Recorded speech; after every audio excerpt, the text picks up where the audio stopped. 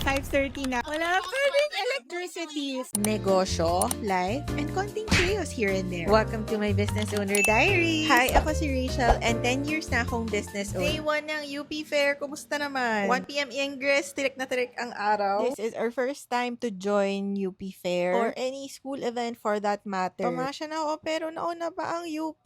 UST ano na? Stake the One has physical stores naman, but gusto ko lang ma-experience yung mga ganitong events. Plus, I really do enjoy being a tendera as in feel ko pa with my belt So, bag. since Since this was organized by a bunch of students, I already managed my expectations. By the way, pakipansin yung bago naming food cart. Sobrang perfect for events like this. Saka na ako magpapasupply reveal kapag katapos na ng UP Fair. I'm gonna use and abuse it muna.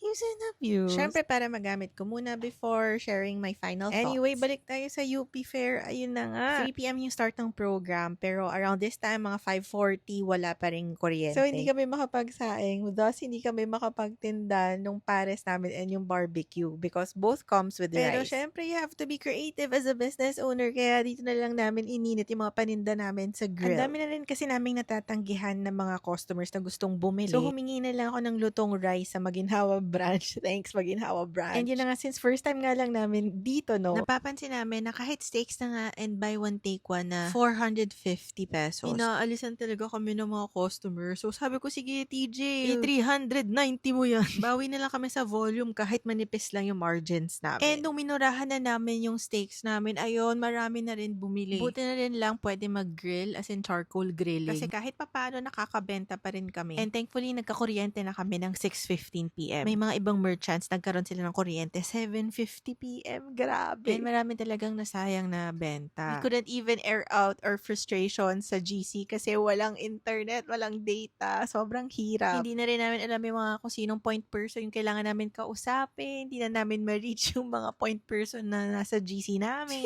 What an experience talaga this day. So hopefully makompensate naman kami for our losses. Kasi bukod sa wala ng kuryente, sobrang dami rin talagang merchants. Even dun sa labas. Kaya grateful pa rin ako kay Lord na nakakota kami. Sabi ko nga basta makabayad lang kami ng renta, masaya na ako talaga. Ayan lang, had our dinner. Syempre steak to one yung dinner namin. Dito mo talaga malalaman na kapag kinakain ng owner yung mga products nila. Ibig sabihin masarap. So, yun lang. Bukas ulit. See you guys. Bye. Thanks for watching. Ay, wait. I almost forgot. I also met the owners of Cara They Cafe. saw my video about my cupping session with H Proper. Exacto, because naghahanap din daw sila ng maayos na supplier. Ayun, ang saya ko lang kasi 'di ba ang sarap makatulong sa kapwa mo business owners. That's all. Bye.